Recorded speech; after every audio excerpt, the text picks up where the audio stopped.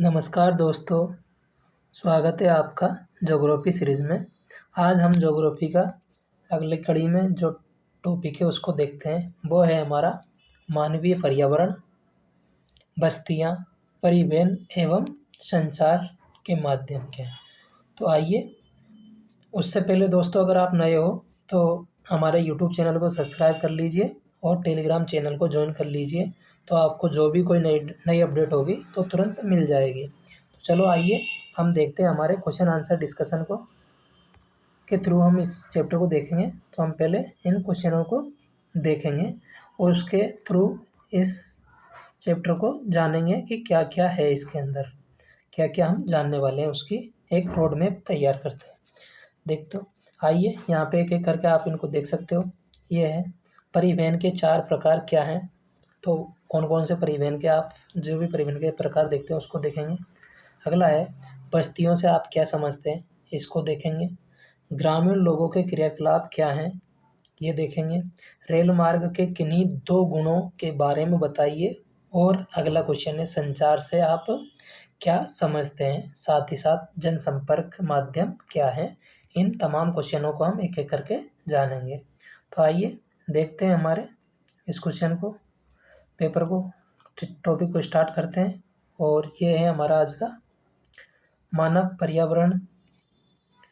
मानवीय पर्यावरण, बस्तियाँ, परिवहन और संचार। तो देखते हो, तो सबसे पहले क्या होता है ना, सबसे पहले जब मानव ने भोजन, वस्त्र और आवास के लिए पूर्ण रूप से प्रकृति पर निर्भर था, लेकिन कुछ समय के साथ उसने नए कौशल विकसित कर खाद्य पदार्थों का उत्पादन, घर बनाने, यातायात एवं संचार के बेहतर साधनों का विकास किया, ठीक है, और अपने अनुकूल परिस्थितियों को बनाया। बस्तियाँ किसे कहते हैं? बस्तियाँ वे स्थान होता है जहाँ लोग अपने लिए घर बनाते हैं। प्रारंभिक मनुष्य वृक्षों या गुफाओं में निवास करते थे। उन्होंने फसल उगाना आरंभ किया तो उनके लिए एक जगह स्थायी घर बनाना आवश्यक हो गया। बस्तियों का विकास ज़्यादातर नदी घाटियों एवं पर्याप्त मात्रा में जल और उपजाऊ भूमि के पास ही हुआ था। सभ्यता किसे कहते हैं? सभ्यता के बारे में जानते हैं। सभ्यता व्यापार, वाणिज्य, विनिर्माण के विकास के साथ ही मानव बस्तियां बड़ी होती गई। नदी घाटियों के निकट बस्तियां पनपने लगी एवं सभ्यता का विकास हुआ। वो आप यहाँ पे भी इसको देख सकते हो, ये इस जगह पर, ठीक है, इस जगह पर आप इसको देख भी सकते हो, ये वाला एरिया। व्यापार, वाणिज्य एवं विनिर्माण के विकास के साथ ही मानव बस्तियां बड़ी होती गई, नदी घाटियों के निकट बस्तियां पनपने लगी एवं सभ्यताओं का विकास होता गया। तो आप ये भी देख सकते हो कौन कौन सी सभ्यता थी पुराने समय में। तो आप यहाँ पे इसको भी देख सकते हो। यहाँ पे सिंधु, टिग्रिस और नील नदी एवं होंग हो रिवर, जिसको येलो रिवर के नाम से भी जाना जाता, इन सभ्यताओं के किनारे इन नदियों के किनारे कौन कौन सी सभ्यता पनपी, उनके बारे में आप बता सकते हो। जैसे आपको पता होगा, सिंधु नदी के किनारे हड़प्पा सभ्यता पनपी थी। दूसरा जो टिग्रिस रिवर है, इसके किनारे मेसोपोटामिया सभ्यता पनपी थी। नील नदी के किनारे, जो मिस्र में नील नदी, उसके किनारे सुमेरियन सभ्यता पनपी थी। साथ में जो चीन में येलो रिवर या होंग रिवर बोलते हैं, उसके किनारे सांग सभ्यता का जन्म विकसित हुई थी। तो आप इनको भी देख सकते हो और आप इनको सबको आप बता भी सकते हो कि कौन कौन सी और अलग से बस्तियां निर्माण हुआ था, कौन कौन सी बस्तियां बसी थी, कौन कौन सी सभ्यताओं का विकास और नदियों के किनारे हुआ, वो भी आप कमेंट में बता सकते हो। अगला देखते हैं, बस्तियां 2 प्रकार की होती हैं, आप देख सकते हो, स्थायी बस्तियां और स्थायी बस्तियां, अधिकांश बस्तियां आज स्थायी हैं, लोग रहने के लिए यहाँ घर बनाते हैं। अस्थायी बस्ती जो कुछ इस समय के लिए बनाई जाती हैं, जैसे जंगलों, गर्म एवं ठंडे रेगिस्तान तथा पर्वतों के निवासी अक्सर अस्थायी बस्तियों में रहते हैं, ठीक है। वे आखेट, संग्रहण, स्थानांतरित कृषि एवं ऋतु प्रवास करते हैं। आगे देखते हैं, जो अधिकांश बस्तियां आज स्थायी बस्तियां हैं, ठीक है। अब देखते हैं बस्तियों के अलावा शहर, यहाँ पे देख सकते हो आप, ये एक कहानी है, उसके द्वारा प्रदूषण वगैरह कैसे कैसे फैलता है ये सब कुछ बताया जा रहा। आगे आप यहाँ पे इसको देख भी सकते हो कि जो शेर वगैरह होते हैं 2 प्रकार के होते हैं। शेर एक एक होता है नगर, एक होता है शहर। जो छोटी बस्तियाँ होती हैं उसको शहर कहते हैं और जो बड़ी बस्तियाँ होती हैं उसको नगर कहते हैं। आप यहाँ पे इनको देख भी सकते हो। जो नगर होते हैं उसमें लोग निर्माण, व्यापार और सेवा क्षेत्र के लिए कार्यरत होते हैं। ठीक है, उनके लिए कार्यरत होते हैं, यहाँ पे देख लीजिए आप, कार्यरत होते हैं। और जो शहर होते हैं, बड़ी बस्तियाँ, उनमें अलग से कार्य करते हैं। बस्तियाँ 2 प्रकार की होती हैं, आप इनको देख सकते हो। बस्तियाँ 2 प्रकार की होती हैं, और जो ग्रामीण और शहरी बस्तियाँ। ग्रामीण में लोग कृषि, मत्स्य पालन, वानिकी और दस्तकारी, पशुपालन संबंधी कार्य करते हैं। ग्रामीण बस्तियों में 2 प्रकार की बस्तियाँ होती हैं, सघन बस्तियाँ और प्रकीर्ण बस्तियाँ। सघन बस्तियों में घर पास-पास होते हैं, प्रकीर्ण बस्तियों में घर दूर-दूर और व्यापक क्षेत्र में फैले होते हैं। ये पहाड़ी क्षेत्रों में, घने जंगलों में, अति विषम जलवायु में होते हैं। और सघन सघन क्षेत्र जहाँ पर पर्यावरण अनुकूल होता है, वर्षा वाले क्षेत्र और ढाल वाली छत होती हैं। जल जहाँ पे जल जमाव होता है वहाँ पे सिल्ट पर, प्लेटफॉर्म पर घर बनाए जाते हैं। और गर्म जलवायु क्षेत्र जहाँ होती हैं वहाँ पे मिट्टी की दीवार और घास फूस की छतें बनाई जाती हैं। और यहाँ पे स्थानीय सामग्री जैसे पत्थर, पंख, चिकनी मिट्टी, तृण आदि से घर बनाए जाते हैं। आगे देखते हैं अब हम। आगे है हमारा परिवहन, ट्रांसपोर्टेशन सिस्टम। ठीक है, परिवहन किसे कहते हैं? तो परिवहन आप देख सकते हो, लोगों और सामान के आवागमन के साधन होते हैं परिवहन। ठीक है, आप इसको यहाँ पे पूरा देख भी सकते हो। परिवहन लोगों एवं सामान के आवागमन के साधन होते हैं। पुराने समय में अधिक दूरी की यात्रा करने में अत्यधिक समय लगता था। उस समय लोग पैदल चलते थे, सामान ढोने के लिए पशुओं का उपयोग करते थे। पहिए के आविष्कार से परिवहन आसान हो गया। समय के साथ परिवहन के विभिन्न साधनों का विकास हुआ, और आज भी लोग परिवहन के लिए पशुओं का उपयोग आज भी करते हैं। विभिन्न स्थानों पर विभिन्न साधनों का विकास हुआ, आज भी पशुओं का लोग करते हैं, जैसे गधे, खच्चर, बैल, ऊँट। और दक्षिण अमेरिका, एंडीज पर्वतमाला में लामा और तिब्बत में याक जैसे जानवरों का आज भी पशुओं के रूप में साधन परिवहन के रूप में यूज करते हैं। भारत में समुद्री और थलीय मार्ग हैं। ठीक है, भारत में 2 प्रकार के मार्ग हैं, समुद्री और जलीय मार्ग। ठीक है, समुद्री और जलीय मार्ग हैं, आप इनको देख सकते हैं। आगे देखते हैं परिवहन के कितने मुख्य मार्ग है? 4 है, सड़क मार्ग, रेल मार्ग और वायु मार्ग। ये चारों को एक-एक करके देखते हैं। अब देखते हैं हम सड़क मार्ग। सड़क मार्ग के बारे में जानते हैं। सड़क मार्ग कम दूरी के सबसे अधिक उपयोग किए जाने वाले साधन होते हैं, मार्ग होते हैं। ये सड़क 2 प्रकार की होती हैं, कच्ची भी हो सकती है और पक्की भी हो सकती है, आप इनको देख भी सकते हो। मैदानों में घना जाल होता है, मरुस्थलों, वनों और ऊंचे पर्वतीय क्षेत्रों में भी आजकल सड़क बनने लग गई है। जैसा आप देख सकते हो, हिमाचल पर्वत पर मनाली और लेह राजमार्ग विश्व के सबसे ऊंचे सड़क मार्ग में से एक है। भूमिगत सड़कों को भूमिगत मार्ग या सबवे कहते हैं। फ्लाईओवर पर उत्थित संरचना के ऊपर बनाए जाते हैं। ठीक है, आगे देखते हैं रेल मार्ग। तो रेल मार्ग के बारे में जानते हैं। ये रेल मार्ग के द्वारा तीव्रता से एवं कम खर्च में लोगों का आवागमन एवं भारी सामान को ढोने का कार्य होता है।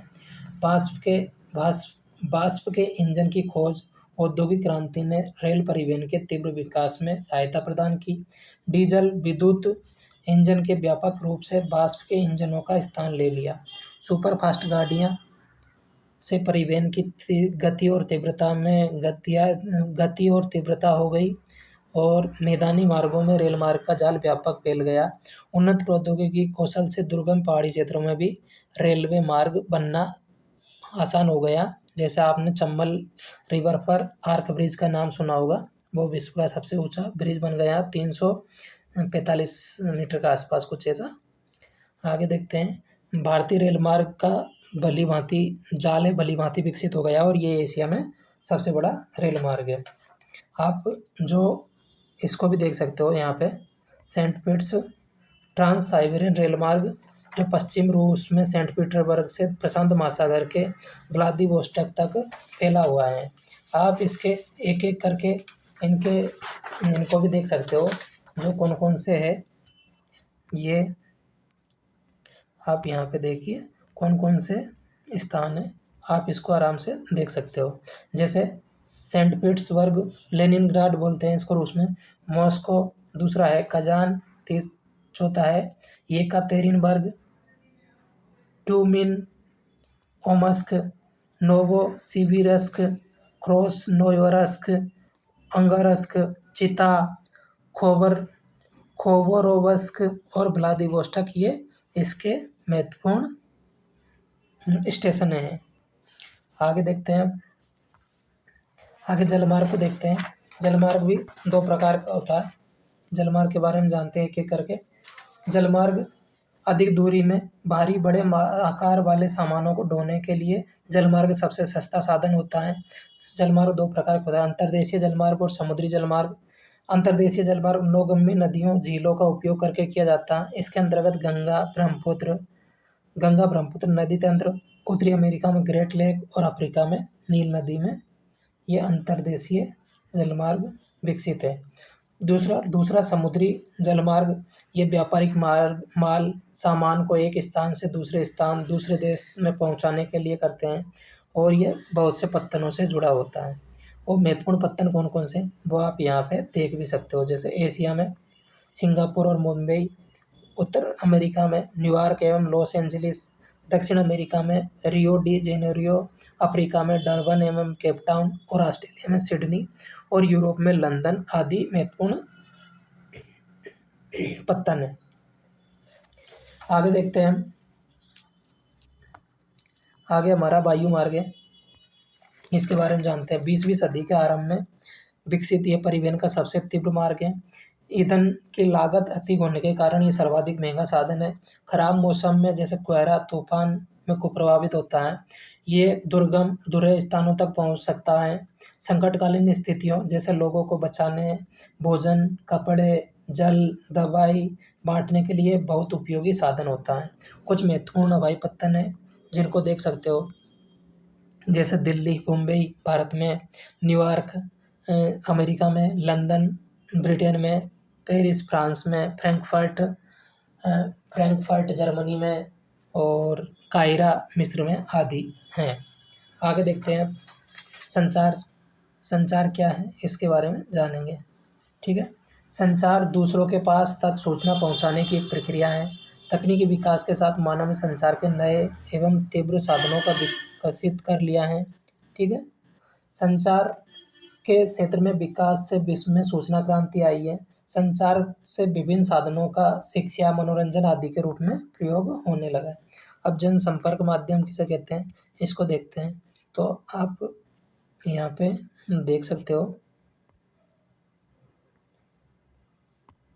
आप यहाँ पे देख सकते हो इसको।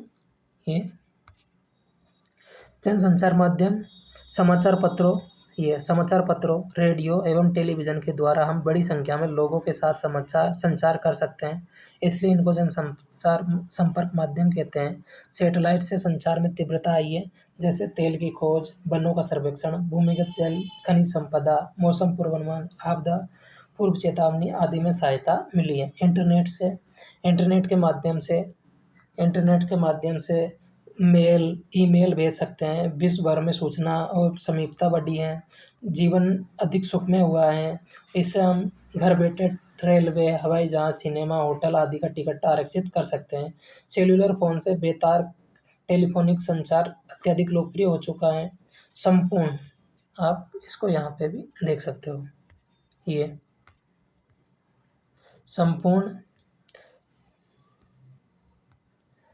संपूर्ण विश्व में इस प्रकार लोगों के बीच लोगों एवं सेवाओं तथा संस्थाओं के बीच तीव्र गति से आपसी संपर्क संभव होने के कारण आज हम एक बृहद विश्व समाज के रूप में विकसित हो रहे हैं।